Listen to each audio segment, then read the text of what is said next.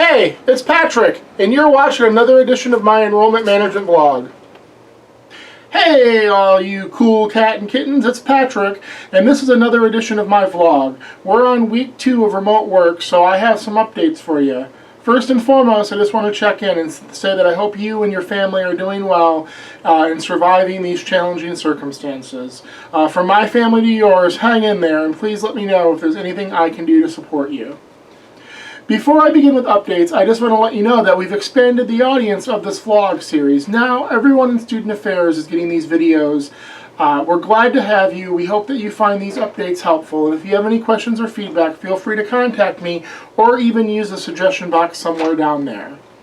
So for today's updates, we just wanted to talk a little bit more about the Student Affairs and Student Service updates that are going on to help make sure everyone is on the same page.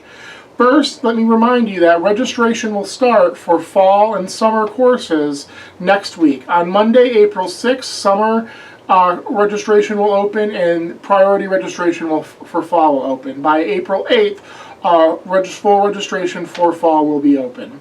Courtney Mitchell, Sam Saunders-Consrow, and the whole records and registration team have been working hard to prepare for this. It will surely be a busy week next week, and as students are enrolling, please note that we have changed some of the hold codes to make it an easier experience for them to register online. However, if you come across a student that needs help or has a challenge, please feel free to reach out to the records and registration team at registration@harford.edu. Also, the admissions team is gearing up to be able to continue recruitment meetings with prospective students using Microsoft Teams. Hopefully that process will launch by the end of this week or early next week. Students can sign up for a session and receive a Microsoft Teams video call back from the admissions specialist.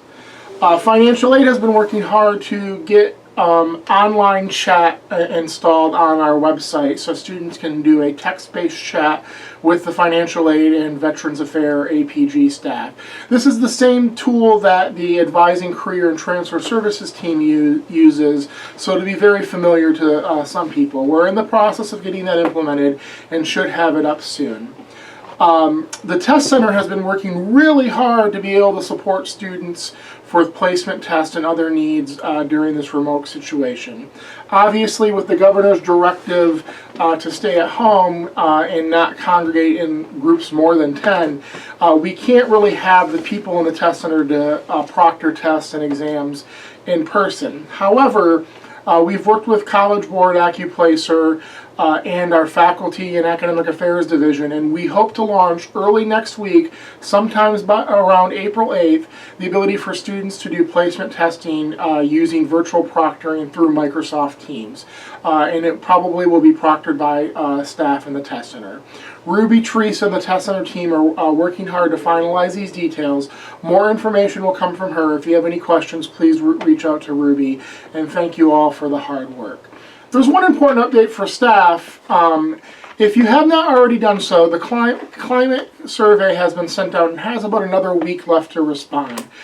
This survey is going to be very important for the college to assess the current climate and be able to track progress as we continue to improve the culture and climate on campus. So please, if you haven't already done so, take a few minutes to respond to the questions.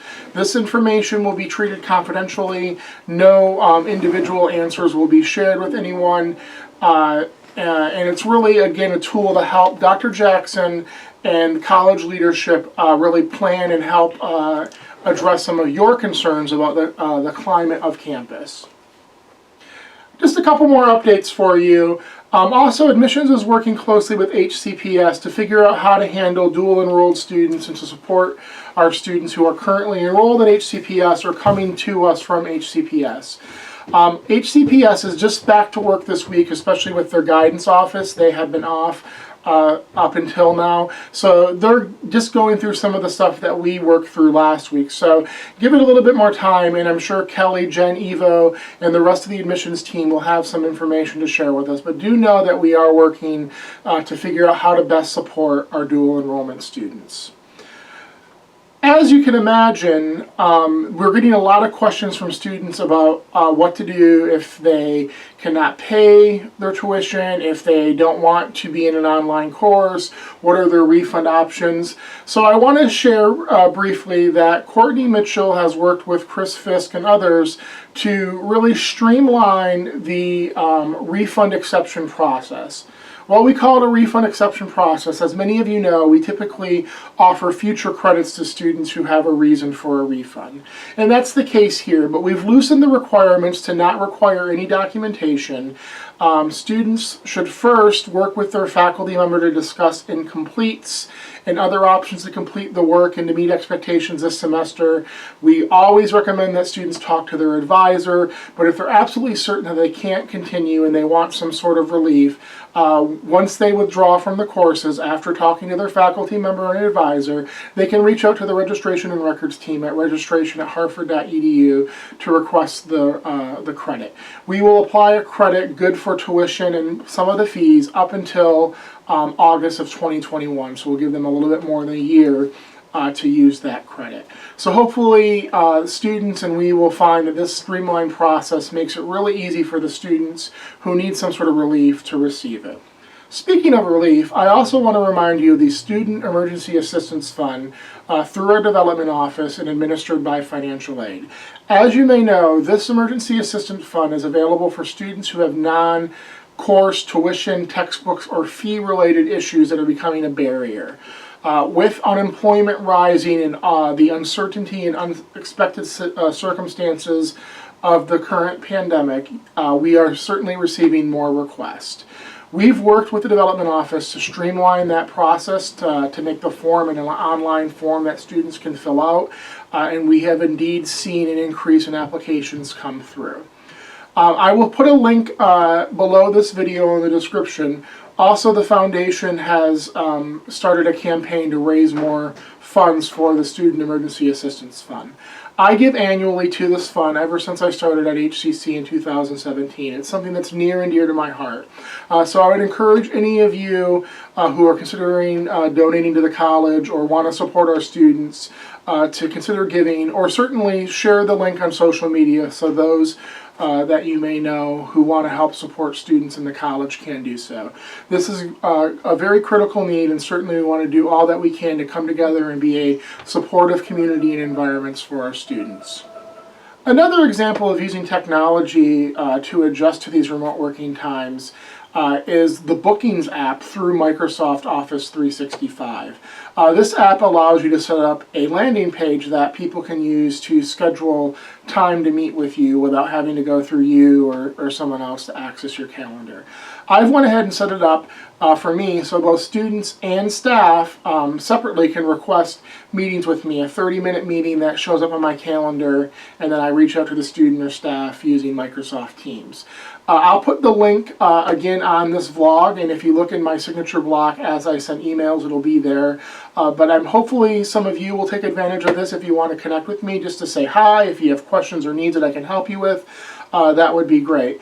And certainly, as all of you are working through your teams, the best way to be supportive of our students in these remote environments, take a look at the Bookings app. You can ask me if you have any questions, and I know Ruby and Teresa in the test center are trying to work through setting this up as well.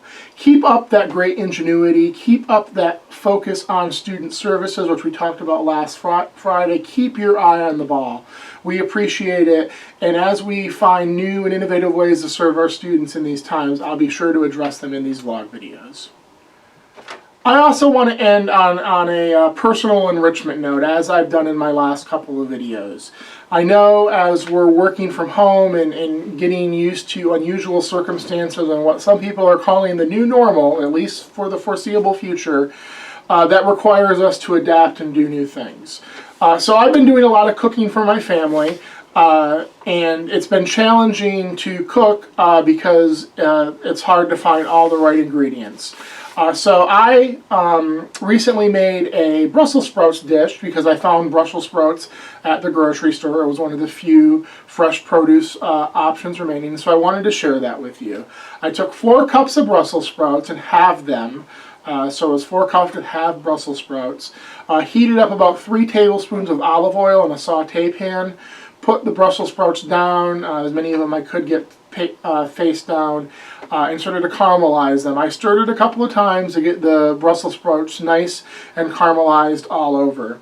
Then I took the Brussels sprouts, I reduced the heat a little bit, and I added, I'm looking at my recipe here, I added 2 tablespoons of yellow mustard, 2 tablespoons of honey to create kind of like a honey mustard glaze for the Brussels sprouts. I also sprinkled in a little bit of salt and pepper to taste, to season them, stirred them up a little bit, removed them off the heat, put them in a serving dish. Once I had them in the serving dish, I drizzled a little bit of balsamic vinegar over top, and I had some sliced almonds in the pantry, put a little bit on top of that to give them a little crunch, and I served them to my family.